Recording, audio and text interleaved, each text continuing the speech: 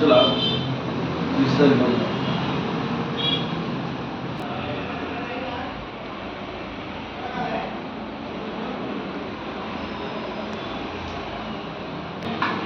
गुरु ब्रह्मा गुरु विष्णु गुरुदेवो महेश्वरः गुरु साक्षात् परब्रह्म तस्मै श्री गुरवे नमः। श्री श्री श्री डॉक्टर माधव रामकृष्ण मम गुरुदेवताये नमो नमः। न गुरोरतिशिवसासनतः अरुणकिरणचाले नञ्जिता सावकाश विदुजपुटीका पुस्तक भीत्यहस्त चित्रवरकराढ्या पुलहकलहार संस्थ ऋतुदिबाल नित्य कल्याणशीला कोटि सूर्य समाप्रासమైనటువంటి కాంతి కలిగినటువంటి అమ్మవారికి పాదపద్మం నమస్కారం। అమ్మవారు నామధారణలో విశిష్టత ఏంటంటే నామం యొక్క జపము కీర్తనామృతము అంటారు। ప్రతి నామము అమృతమే। నామం చేసినప్పుడు అమృతం పుడుతుంది।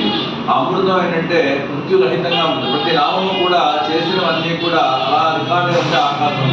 అలాగే కీర్తనామృతం, జ్ఞానామృతం, శ్వాసామృతం, ప్రాణామృతం, ఇలా ఎన్ని రకాలుగా మనం చేస్తామో అన్ని రకాలుగా కూడా అమ్మవారు ఆ విధంగా మనం ఆవహించి ఉంటుంది, ఆకర్షించి ఉంటుంది, రక్షిస్తూ ఉంటుంది।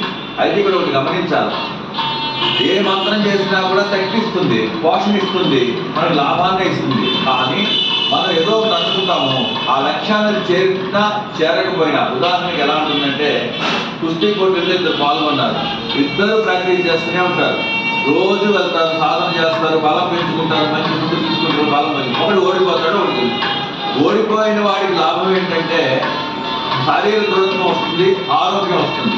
అలాగే అమ్మవారి యొక్క సేవా పదంలో ఉన్నప్పుడు ప్రతి మంత్రము పనిచేస్తూ ఉంటుంది, లాభాన్ని ఇస్తూ ఉంటుంది। ఒకవేళ ఇద్దరు కోరిక తిరగకపోయినా అది లాభంగానే ఉంటుంది తప్ప నష్టం అనేది విధంగానూ కూడా ఉండదు।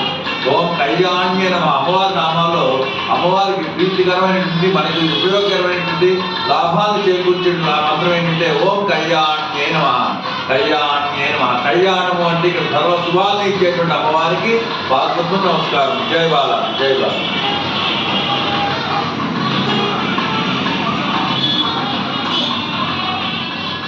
గోవిందాయ గోపీనాయ గోవిందాయ గోపీనాయ